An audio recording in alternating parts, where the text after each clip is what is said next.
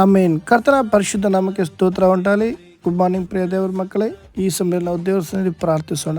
ಮಹಾಪರಿಶುದ್ಧನೂ ಸರ್ವಶಕ್ತನೂ ಆಗಿರುವಂಥ ನಮ್ಮ ಪರಲೋಕದ ತಂದೆಯ ದೇವರೇ, ಅಪ್ಪ ಈ ಒಂದು ಒಳ್ಳೆಯ ಸಮಯಕ್ಕೆ ಸ್ತೋತ್ರ ಸ್ವಾಮಿ. ಮತ್ತೊಂದು ಬಾರಿ ಈ ಒಂದು ದಿನ ಮುಂಜಾನೆ ವೇಳೆ ಜೀವಳ ವಾಕ್ಯವನ್ನು ಧ್ಯಾನಿಸಲು ಪ್ರಾರ್ಥಿಸಲು ಕೊಟ್ಟಂಥ ಅವಕಾಶಕ್ಕಾಗಿ ಸ್ತೋತ್ರ ಸ್ವಾಮಿ. ತಂದೆಯ ದೇವರೇ, ಈ ಒಂದು ವಾಕ್ಯವನ್ನು ಯಾರ್ಯಾರು ನೋಡ್ತಾರೋ ಒಬ್ಬೊಬ್ಬರನ್ನು ನಿನ್ನ ಗಾಯಗಳ ಹಸ್ತಕ್ಕೊಪ್ಪಿಸಿ ಪ್ರಾರ್ಥಿಸ್ತಾ ಇರ್ತಾನೆ. ಹೌದು ಸ್ವಾಮಿ, ಅಪ್ಪ ನೀನು ನಮ್ಮನ್ನು ಬಿಡಿಸುವಾತನಾಗಿದ್ದೀಯ ರಾಜ.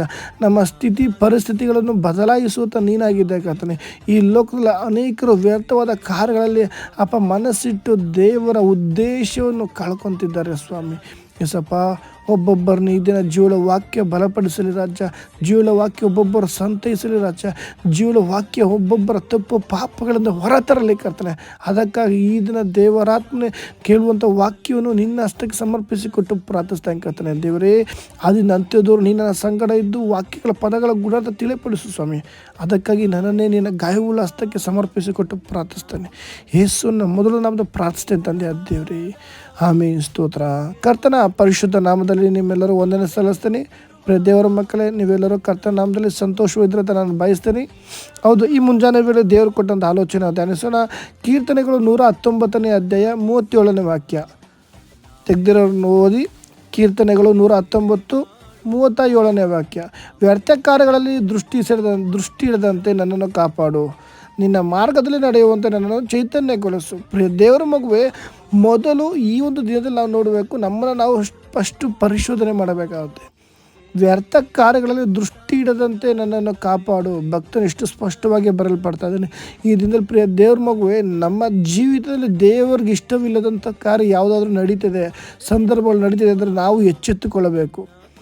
ಯೋಸೇಫನ್ನು ನೋಡುವುದಾದರೆ ಅವನು ಒಬ್ಬಂಟಿರ್ಬೇಕಾದ್ರೆ ತಪ್ಪು ಮಾಡುವಂಥ ಪರಿಸ್ಥಿತಿ ಬಂದರೂ ಸಹ ಅಲ್ಲಿ ಯಾರೂ ಇರಲಿಲ್ಲ. ಅವ್ರೇನು ಮಾಡ್ದ? ಓಡ್ದ. ಪ್ರಿಯ ದೇವ್ರ ಮಗುವೆ, ಈ ಒಂದು ದಿನದಲ್ಲಿ ಲೋಕದಲ್ಲಿ ನಾವು ಜೀವಿಸುವಾಗ ಲೋಕದ ಆಸೆ ಪಾಸೆಗಳು ಬೇಡವಾದ ಆಲೋಚನೆ ನಮ್ಮಲ್ಲಿ ಬರುತ್ತೆ. ಆದರೆ ನಿನ್ನನ್ನು ನಮ್ಮ ಮೇಲೆ ಇಟ್ಟಂಥ ಉದ್ದೇಶ ಬಹು ದೊಡ್ಡದಾಗಿದೆ. ಪ್ರಿಯ ದೇವರ ಮಕ್ಕಳ, ನಿನ್ನನ್ನು ನಮ್ಮ ಮೇಲೆ ಇಟ್ಟಂಥ ಆಲೋಚನೆ ಬಹು ದೊಡ್ಡದಾಗಿದೆ. ಈ ಲೋಕದಂಥ ಎಲ್ಲ ಆಸೆ ಪಾಸೆಗಳು ಗದಿಸಿ ಹೋಗ್ಬೋದು, ಆದರೆ ನಿನ್ನ ಮೇಲೆ ಇಟ್ಟಂಥ ಆ ಒಂದು ಆಲೋಚನೆ ಅದು ಶಾಶ್ವತವಾದದ್ದು. ಪ್ರಿಯ ದೇವ್ರ ಮಗುವೆ, ಈ ದಿನದಲ್ಲಿ ನಮ್ಮನ್ನು ನಾವು ಎಚ್ಚೆತ್ತುಕೊಳ್ಳಬೇಕಾಗುತ್ತೆ. ಈ ವ್ಯರ್ಥ ಕಾರ್ಯಗಳಲ್ಲಿ ದೃಷ್ಟಿ ಇಡದಂತೆ ನನ್ನನ್ನು ಕಾಪಾಡು. ಪ್ರಿಯ ದೇವ್ರ ಮಕ್ಕಳೇ, ಭಕ್ತರ ಅಂತರಾಳದಿಂದ ಪ್ರಾರ್ಥಿಸುತ್ತಿರುವಂಥ ಮಾತಾಗಿದೆ. ಪ್ರಿಯ ದೇವ್ರ ಮಗುವೆ, ಈ ಒಂದು ದಿನದಲ್ಲಿ ನಿನ್ನ ಮನಸ್ಸಲ್ಲಿ ಬೇಡವಾದ ಆಲೋಚನೆ ಬರುತ್ತಿರುವುದೇ ಆದರೆ ದೇವರಿಗೆ ಒಪ್ಪಿಸಿಕೊಡು.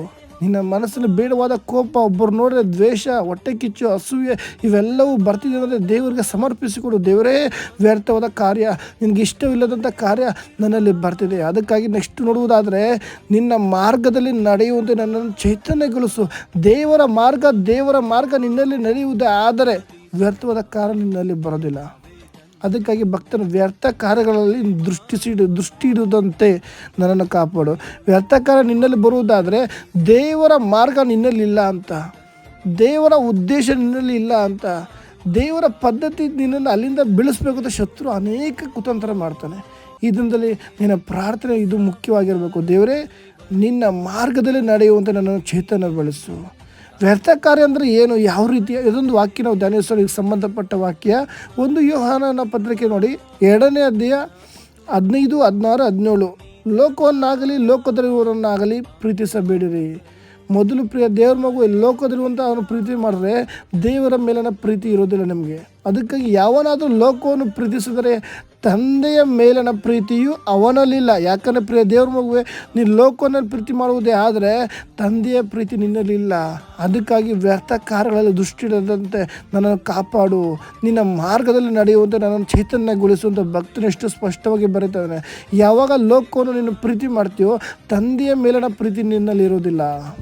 ಈ ಲೋಕದಲ್ಲಿರುವುದು ಯಾವುದಂದರೆ, ಲೋಕದಲ್ಲಿರುವ ಶರೀರದ ಆಸೆ, ಕಣ್ಣಿನ ಆಸೆ, ಬದುಕು ಬಾಳೆ ಡಂಬ ಈ ಮೊದಲಾದವುಗಳೆಲ್ಲವೂ ತಂದೆಯಿಂದ ಹುಟ್ಟದೆ ಲೋಕದಿಂದ ಹುಟ್ಟಿದವುಗಳಾಗಿವೆ. ಪ್ರಿಯ ದೇವ್ರ ಮಗುವೆ, ಈ ಲೋಕದಲ್ಲಿ ಶರೀರದ ಆಸೆ, ಕಣ್ಣಿನ ಆಸೆ, ಬದುಕು ಬಾಳೆ ಡಂಬ ಇವೆಲ್ಲವೂ ಏನಾಗಿದೆ ಅಂದರೆ ಲೋಕದಲ್ಲಿ ಶತ್ರುವಾದವನ್ನು ಆಸೆ ಹುಟ್ಟಿಸ್ತಾನೆ. ಯಾಕಂದರೆ ದೇವರ ಉದ್ದೇಶ ನಿನ್ನಲ್ಲಿ ನೆರವೇರಬಾರ್ದು, ದೇವರ ಆಲೋಚನೆ ನಿನ್ನಲ್ಲಿ ನೆರವೇರಬಾರ್ದು, ಶತ್ರು ಅನೇಕ ಕುತಂತ್ರ ಮಾಡ್ತಾನೆ. ಅದಕ್ಕಾಗಿ ಈ ದಿನ ನಾವು ಎಚ್ಚೆತ್ತುಕೊಳ್ಬೇಕು. ದೇವರೇ, ನಿನ್ನ ಮಾರ್ಗಗಳು ನನ್ನ ಮೇಲಿದೆ, ನಿನ್ನ ಆಲೋಚನೆ ನನ್ನ ಮೇಲಿದೆ, ನಿನ್ನ ವಾಗ್ದಾನ ನನ್ನ ಕುಟುಂಬದ ಮೇಲಿದೆ, ನನ್ನ ತಲೆಮಾರುಗಳ ಮೇಲೆ ದೇವರ ಉದ್ದೇಶ ಇದೆ. ದೇವರ ನೀನು ನನ್ನ ಜೀವಿತದಲ್ಲಿ ನೀನು ಆಳ್ವಿಕೆ ಮಾಡೋ ಸ್ವಾಮಿ. ಶತ್ರುವಾದವನಿಗೆ ಅವಕಾಶ ಇಲ್ಲ. ನನ್ನ ಬಾಯಲ್ಲಿ ಇದನ್ನು ಆಜ್ಞಾಪಿಸಬೇಕು, ದೇವರೇ ನನ್ನನ್ನು ನೀನು ಆಳ್ವಿಕೆ ಮಾಡು ಸ್ವಾಮಿ, ನಿನ್ನ ಮಾರ್ಗದಲ್ಲಿ ನಡೆಯುವಂತೆ ನನ್ನನ್ನು ಚೈತನ್ಯಗೊಳಿಸು. ಅದರಿಂದ ಲೋಕವು ಅದರ ಆಸೆಯು ಗತಿಸಿ ಹೋಗುತ್ತದೆ. ನೋಡಿದ್ರೆ ಆಮೇಲೆ 17 ವಾಕ್ಯ ನೋಡೋದಾದರೆ, ಲೋಕವು ಅದರ ಆಸೆಯು ಗತಿಸಿ ಹೋಗುತ್ತದೆ, ಆದರೆ ದೇವರ ಚಿತ್ತವನ್ನು ನೆರವೇರಿಸುವವನು ಎಂದಿಗೂ ಇರುವನು. ದೇವರ ಮಗ, ನೀನು ದೇವರ ಚಿತ್ತವನ್ನು ನೆರವೇರಿಸುವ ವ್ಯಕ್ತಿಯಾಗಿದೆಯಾ. ದೇವರ ಚಿತ್ತ ನೆರವೇರಿಸುವಂಥದ್ದು ಮುಖ್ಯವಾದ ವ್ಯಕ್ತಿ ನೀನಾಗಿದೆಯಾ ದೇವರ ಮಗುವೆ. ಅದರಿಂದ ಈ ಒಂದು ದಿನದಲ್ಲಿ ದೇವರ ಚಿತ್ತ ನೆರವೇರಿಸುವ ನೀನಾಗಿರುವಾಗ ಆ ಒಂದು ಚಿತ್ತ ನೆರವೇರಬಾರ್ದು ಅಂತ ಶತ್ರು ಅನೇಕ ಕುತಂತ್ರ ತಂದಾಗ್ತಾನೆ. ದೇವ್ರ ಮಗುವೆ, ನೀನು ಬಿದ್ದೋಗ್ಬೇಡ. ನೀನು ಬಿದ್ದೋದಂತ ಎದ್ದೇಳ್ಬೇಕು. ಈ ದಿನದಲ್ಲಿ ನೀನು ಎದ್ದೇಳುವಾಗ ಶತ್ರು ನಡಗಬೇಕು ಹೊರತು ನೀನು ಶತ್ರು ಮಾಡುವಂಥ ಕುತಂತ್ರಗಳಿಗೆ, ಶತ್ರು ಕೊಡುವಂಥ ಬೇಡವಾದ ಆಲೋಚನೆಗಳಿಗೆ ನೀನು ಒಬ್ಬಂಟಿಗಿರ್ಬೇಕಾದ್ರೆ ಶತ್ರು ಅದನ್ನು ಬರೋದು ದೇವ್ರ ಮಗುವೆ. ಅವಳು ನೋಡ್ಬೇಕಾದ್ರೆ ಒಬ್ಬಂಟಿಗೆ ಅಳಗಿರ್ಲಿ, ಏನವ್ವ ಚೆನ್ನಾಗಿದೆ ಶತ್ರು ಅದನ್ನು ಸರ್ಪದ ರೂಪದಲ್ಲಿ ಬಂದು ಹಣ್ಣು ತಿನ್ನುವಾಗೆ ಮಾಡಿದ್ಲು. ಅಲ್ಲಿ ದೇವರ ದೃಷ್ಟಿಯಲ್ಲಿ ಅವಳು ತಪ್ಪು ಮಾಡಲು. ದಾವೀದನು ಅದೇ ರೀತಿ ನೋಡುವುದಾದರೆ ಬಾಲ್ಕನಿಯಲ್ಲಿ ಆರಾಮಾಗಿ ವಾಕಿಂಗ್ ಮಾಡಿಕೊಂಡು ಸಂಜೆ ಸಮಯ ಚೆನ್ನಾಗೇ ಇದ್ದ. ಯಾವಾಗ ಊರಿನ ಹೆಂಡತಿಯಲ್ಲಿ ಸ್ನಾನ ಮಾಡೋದನ್ನ ನೋಡಿದ್ನೋ ಅಲ್ಲಿ ದೇವ್ರ ವಿರುದ್ಧವಾಗಿ ತಪ್ಪು ಮಾಡ್ದ. ದೇವ್ರ ಮಗುವೆ, ಇದು ನಿನ್ನ ವಿಷಯದಲ್ಲಿ ಏನು, ನೀನು ಒಬ್ಬಂಟಿಗಳಿರ್ಬೇಕಾದ್ರೆ ನೀನು ಹೆಂಗಿದೆಯಾ. ದೇವ್ರ ಮಗು, ವ್ಯರ್ಥವಾದ ಆಲೋಚನೆ ನಿನ್ನಲ್ಲಿ ಬರುವುದೇ ಆದರೆ ಈ ದಿನ ತೆಗೆದಾಕು. ದೇವರು ನಿನ್ನ ಜೀವಿತದಲ್ಲಿ ಒಂದು ದೊಡ್ಡ ಉದ್ದೇಶ ಇಟ್ಟಿದ್ದಾರೆ. ದೇವರ ಉದ್ದೇಶ ನಿನ್ನಲ್ಲಿ ಇಟ್ಟಿರುವಾಗ ನೀನು ಬೇಡವಾದ ಆಲೋಚನೆಯಲ್ಲಿ ಕಿವಿ ಕೊಟ್ಟು ದೇವರ ಮಾತು ಕಿವಿ ಕೊಡದೆ, ಪ್ರಾರ್ಥನೆ ಇಲ್ಲದೆ, ಆರಾಧನೆ ಇಲ್ಲದೆ, ದೇವ್ರ ವಾಕ್ಯ ಓದದೆ, ನೀನು ಉಪವಾಸ ಮಾಡದೆ ದೇವರಿಂದ ದೂರ ನಿಂತಿರುವಾಗ ದೇವರ ಉದ್ದೇಶ ಎಲ್ಲಿ ನೆರವೇರುತ್ತೆ. ದೇವರೇ ನನ್ನ ಕಾಪಾಡು, ದೇವರೇ ನನ್ನ ಉಪಯೋಗಿಸು, ದೇವರೇ ನನ್ನ ಬಲಪಡಿಸು, ದೇವರೇ ನನ್ನ ನಡೆಸೋದು ನೀನು ಪ್ರಾರ್ಥನೆ ಮಾಡ್ತಿದ್ದೀಯ. ಆದರೆ ನೀನು ದೇವ್ರ ಹತ್ರ ಬಂದಿಲ್ಲ ಅಂದರೆ ದೇವರು ನಿನ್ನ ಹತ್ರ ಎಲ್ಲೇ ಬರ್ತಾನೆ. ನೀವು ದೇವರ ಬಳಿಯಲ್ಲಿ ಬಂದಿದ್ದ ಆತ ನಿಮ್ಮ ಬಳಿಗೆ ಬರುವನಲ್ಲೋ. ದೇವರಿಗೆ ನೀನು ನಿನ್ನಿಷ್ಟ ಪ್ರಕಾರ ಜೀವಿಸ್ಕೊಂಡು ದೇವರೇ ನಿನ್ನ ಚಿತ್ತನಲ್ಲಿ ನೆರವೇರಿಸು, ನಿನ್ನ ಉದ್ದೇಶನ ನೆರವೇರಿಸು ನೀನು ಪ್ರಾರ್ಥನೆ ಮಾಡ್ತಿದ್ದೀಯಾ. ಆದರೆ ನಿನ್ನ ಲೋಕದಲ್ಲಿ ಇಷ್ಟ ಪ್ರಕಾರ ಜೀವನ ಮಾಡ್ತಿದ್ದೀಯಾ. ದೇವರ ಮಗುವೆ, ಈ ದಿನ ನಾವು ಎಚ್ಚೆತ್ತುಕೊಳ್ಬೇಕು. ನಾನು ಮಾಡ್ತಿರುವಂಥ ಕಾರ್ಯ, ನಾನು ಮಾಡ್ತಿರುವಂಥ ಕೆಲಸಗಳು ದೇವರ ಚಿತ್ತ ಇದೆಯಾ, ದೇವರು ಇಷ್ಟಪಡುವಂಥ ಕಾರ್ಯ ನನ್ನಲ್ಲಿ ನಡೀತಾ ಇದೆಯಾ, ದೇವರು ನೋಡುವಂಥ, ದೇವ್ರು ಪ್ರೀತಿ ಮಾಡುವಂಥ ವಿಷಯಗಳು ನನ್ನಲ್ಲಿ ಇದೆಯಾ.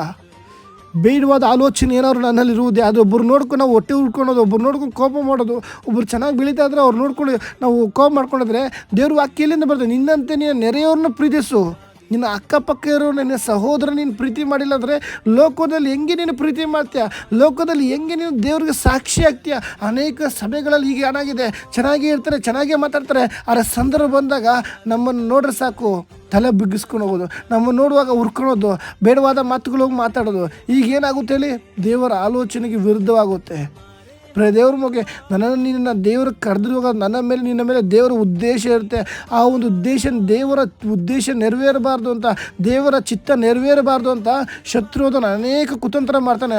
ಆದರೆ ನೀನು ಬಲವಾಗಿ ನಿಲ್ಲುವುದೇ ಆದರೆ, ದೇವರೇ ನಿನ್ನ ಮಾರ್ಗದಲ್ಲಿ ನಡೆಯುವಂತೆ ನನ್ನನ್ನು ಚೈತನ್ಯಗೊಳಿಸುವಂತ ನೀನು ಪ್ರಾರ್ಥಿಸಿ ನಿಲ್ಲುವುದೇ ಆದರೆ, ಅದೇ ಒಂದು ಯೋಹಾನ 2:17 ವಾಕ್ಯ ನೋಡಿದರೆ, ಆದರೆ ಲೋಕವು ಅದರ ಆಸೆಗಳು ಗತಿಸಿ ಹೋಗುತ್ತದೆ, ಆದರೆ ದೇವರ ಚಿತ್ತವನ್ನು ನೆರವೇರಿಸುವವನು ಎಂದೆಂದಿಗೂ ಇರುವನು.